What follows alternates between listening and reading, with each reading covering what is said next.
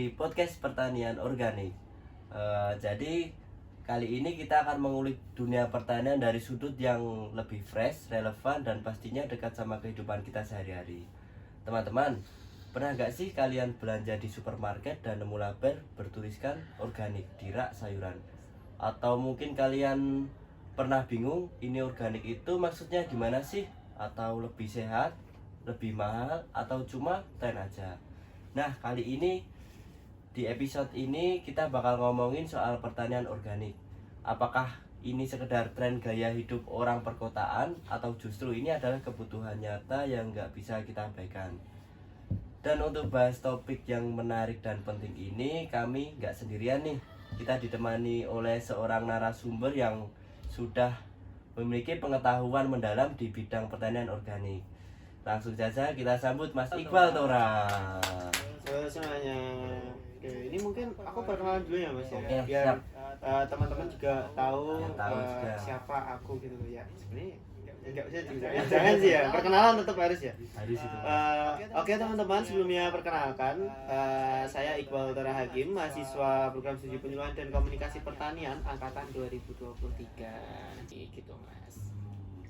Tapi Mas Iqbal pastinya kan pasti udah paham mengenai pertanian organik seperti itu ya Mas. Iya betul sekali. Oke, langsung aja kita masuk ke segmen pertanyaan nih Mas. Oke boleh. Oke, Mas Iqbal sendiri, biar kita semua nyambung dulu nih, sebenarnya apa sih yang dimaksud dengan pertanian organik? Karena banyak orang masih sering salah kaprah soal istilah ini.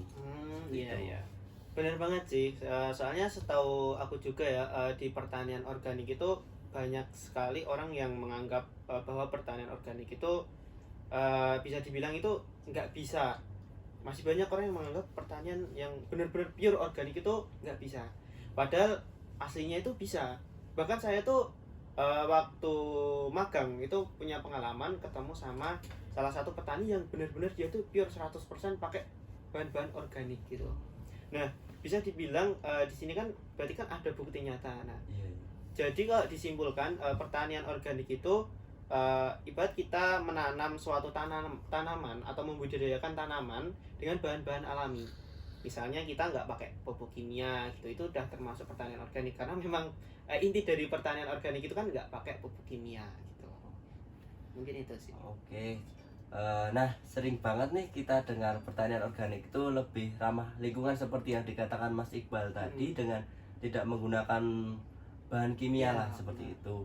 Nah, sebenarnya apa yang bikin pertanian organik itu dianggap lebih hijau dan bersahabat sama bumi dibandingkan secara pertanian secara konvensional seperti itu? Oke, mungkin di sini aku juga bakalan nyeritain waktu aku belajar di apa ya, di tempat magang juga itu kan kebetulan kemarin itu aku ini dapat apa ya, program kerja terkait dari ini pembibitan padi modern. Nah, kebetulan pembicaranya itu ternyata bapaknya itu benar-benar pure 100% pertanian organik. Dan beliau itu menjelaskan dan juga memberikan kita sedikit ilmu lah terkait dari pertanian organik. Kalau sebenarnya pertanian organik itu kenapa bisa dibilang ramah lingkungan, terus hijau, terus dan juga bisa dibilang aman lah untuk bumi kita. Nah, itu sebenarnya bisa dibilang itu karena kita itu nggak benar-benar nggak pakai apa ya, bahan kimia sama sekali. Jadi kalau kita pakai bahan kimia kan teman-teman juga tahu bahwasanya kalau bahan kimia itu efeknya itu bakal berkepanjangan. Contohnya dari dulu pada zamannya Pak Soeharto itu kan, ya. itu kan beliau kan benar-benar mengencarkan pertanian untuk bisa di swasembada pangan. Nah, sekarang juga kan mau swasembada pangan. Nah, kalau di zamannya Pak Harto itu kan benar-benar kita harus pakai pupuk kimia. Kimia. Nah, itu yang menyebabkan ketergantungan pada pupuk kimia masyarakat saat ini. Nah, jadi kalau dibilang hijau di pertanian organik itu memang sangat-sangat hijau kalau di pertanian organik. Jadi bisa dibilang pertanian organik itu ramah lingkungan karena memang penggunaan pupuknya itu bahkan pupuk pestisida, bahkan obat-obat lainnya itu mereka itu pakainya itu bukan pakai bahan kimia tapi pakai dari tanaman-tanaman lainnya.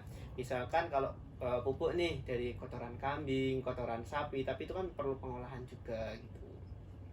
Oke, ini yang paling sering jadi perdebatan nih Mas. Ada yang bilang produk organik itu cuma tren gaya hidup sehat. Nah, khususnya di kalangan orang kota yang Iya. mungkin punya duit lebih lah.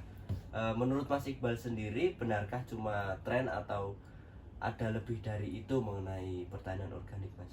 Oke, kalau menurut saya pribadi ya, kalau dibilang tren itu sebenarnya ada sebagian orang itu yang bisa dibilang FOMO. Tahu lah FOMO, Iya. misalnya FOMO makanan ini, makanan itu. Nah, tapi ada sebagian orang yang menganggap bahwa pertanian organik atau bahan-bahan organik dari pertanian yang benar-benar pure organik itu sangat dibutuhkan. Nah, contohnya itu yang saya bicarakan yang kemarin itu bapaknya itu berawal dari cinta. Jadi beliau itu punya istri. Nah, ternyata istrinya itu bisa dibilang ini mohon maaf ya, istrinya itu punya penyakit kanker. Nah, penyakit kanker kan lumayan berbahaya. Nah, karena bapaknya ini punya istrinya ini punya penyakit kanker, bapaknya itu berinisiatif untuk gimana ya caranya biar istriku ini enggak intinya enggak makan yang sembarangan, harus benar-benar yang sehat dari alam gitu kan. Bapaknya itu mutar otak terus gimana caranya. Nah, ternyata benar terjadi, beliau mengonsumsinya itu benar-benar pure. Bahkan di depan rumahnya mau cabai, mau tomat, mau sayur-sayuran itu benar-benar pure organik. Jadi nggak semuanya itu bisa dibilang tren, itu enggak, tapi ada mungkin beberapa orang yang menganggap bahwa pertanian organik itu kan eh, baik untuk, ya emang baik, tapi kan ada beberapa orang yang kayak FOMO gitu loh. Ah, ini organik bagus nih, kita beli. Kalau orang punya uang kan pasti kan belinya juga yang milih yang lebih sehat gitu kan. Nah, makanya nggak bisa dibilang kalau semua orang itu FOMO, itu enggak, cuman ada beberapa orang yang benar-benar membutuhkan pasokan dari hasil pertanian yang organik gitu. Berarti bisa dibilang tren, tapi tren yang menyehatkan seperti itu. Nah, betul. Ya. Oke, kita bahas mitos yang sering beredar nih, Mas. Benarkah hasil pertanian organik itu lebih sedikit dibanding pertanian biasa? Karena ini sering jadi alasan nih untuk orang ragu buat beralih ke organik. Oke, kalau dibilang pertanian, mungkin bisa diulang sedikit, Mas? Oke. Ya. Kita ini bahas mitos yang sering beredar, Mas. Benarkah pertanian organik itu lebih sedikit dibanding pertanian biasa? Oke. Karena ini menjadi alasan orang buat ragu beralih ke organik seperti itu.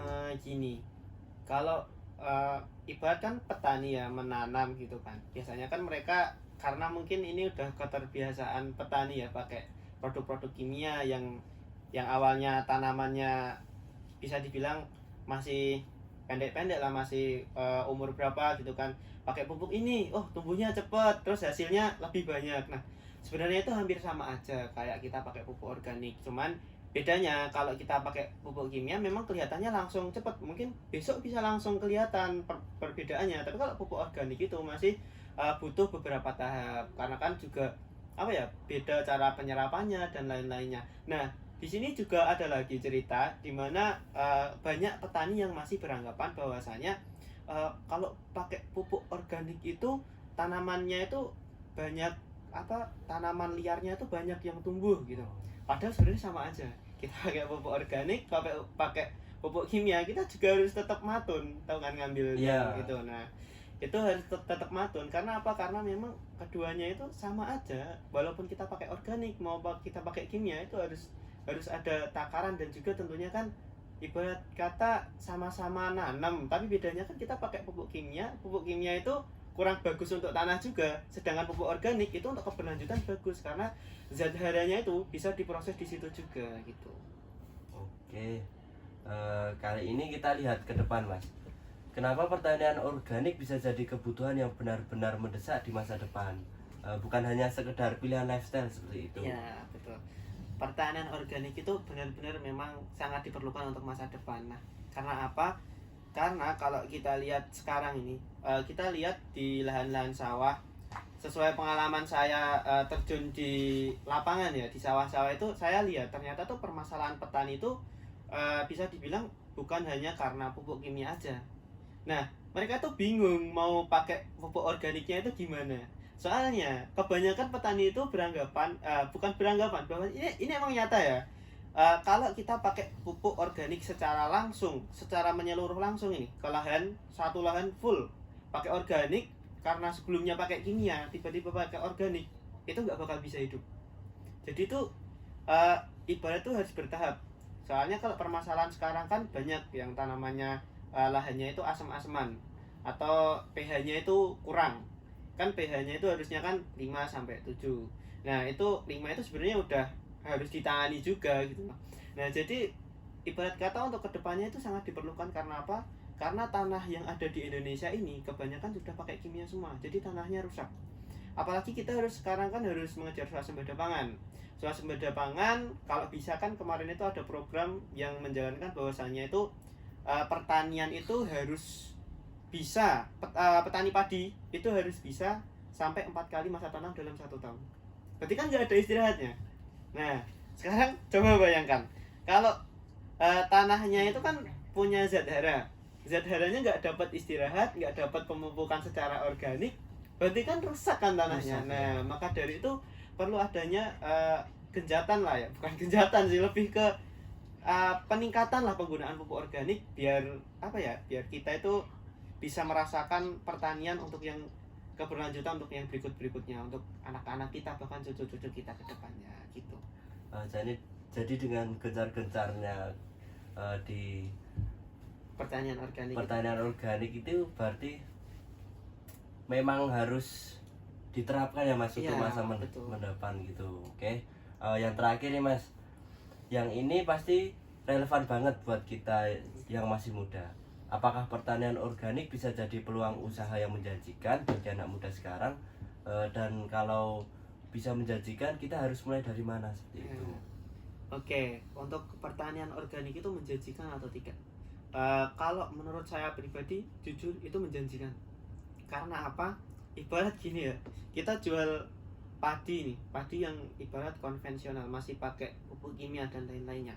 Itu harganya mungkin bisa 13, 12 ribu, 14 ribu.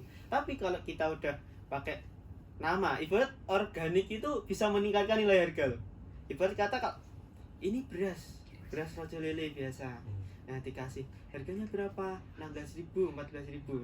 Kalau bilang ini beras apa bu, ini beras organik bu, orang-orang pasti mikir wah ini organik sehat. Nah itu dapat meningkatkan apa ya, meningkatkan apa nilai harganya gitu loh. Jadi setahu aku juga itu lumayan tinggi ya untuk produk organik ya, karena emang dari pengolahannya itu kan lumayan membutuhkan effort yang lebih gitu loh. Nah untuk cara memulainya itu sebenarnya kita bisa mulai dengan hal-hal yang kecil. Jadi ibarat kata kita biasanya pakai pestisida kimia, nah itu kita bisa ganti dulu coba pakai bahan organik. Misal kita pakai limbah dari rumah tangga, biasanya kan ada yang olahan dari cangkang telur, terus ada yang dari kulit bawang merah, bawang putih, itu bisa dijadikan sebagai pestisida. Nah untuk yang berikutnya kita juga bisa mengolah misal kotoran ayam atau kotoran sapi, kotoran kambing, itu kita bisa olah. Cuman pengolahannya itu butuh ada tahapannya gitu, harus pakai E4. Nah untuk yang pertanian organik sendiri, E4 itu sebenarnya bisa kita buat sendiri dari kotoran air kencing sapi, itu bisa sebenarnya. Nah jadi kalau kita mau mulai dari yang lebih sederhana, yaitu kita pakai pestisida dulu, pestisida yang alami dulu, habis itu baru ke pupuknya. Nah soalnya kalau kita langsung benar-benar jelek pakai organik, itu benar-benar nggak bisa, karena itu pasti butuh tahap. Ibarat kata kamu biasanya makan soto rasanya asin gurih gitu kan, tapi kalau kamu kebiasaan makan gurih tiba-tiba nggak dikasih garam, kan rasanya hambar kan. Nah itu kan perlu tahapan. Kalau kamu misal kamu punya sakit gula darah, darahnya tinggi, kan nggak boleh pakai garam banyak-banyak. Nah itu kalau kamu makan rasanya nggak enak. Itu sama kayak tanah sebenarnya gitu. Nah jadi kita tuh harus pelan-pelan kalau mau masuk ke ranah dunia yang organik. Jadi selain tahap yang bisa meningkatkan harga, mungkin ya, padahal kesehatan lebih jauh penting. Nah, betul, kesehatan itu lebih penting. Terus ini udah masuk segmen penutup sih Mas. Udah cepet ya berarti. Iya, cepat. Luar biasa banget ya obrolan kita hari ini. Dari Mas Iqbal kita banyak belajar bahwa pertanian organik bukan sekedar tren yang datang dan pergi. Ini adalah sebuah pilihan sadar, sebuah investasi untuk masa depan bumi dan generasi yang akan datang.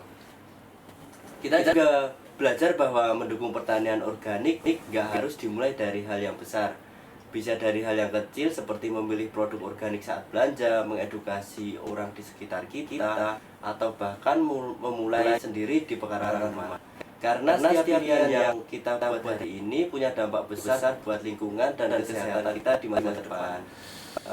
Selanjutnya terima kasih banyak buat Mas Iqbal atas waktunya, ilmu dan semangat yang luar biasa. Semoga obrolan hari ini bermanfaat dan menginspirasi banyak orang, terutama kepada anak muda untuk peduli dan berkontribusi di sektor pertanian organik. Buat teman-teman yang sudah menyimak, sampai jumpa dan terima kasih. Dadah.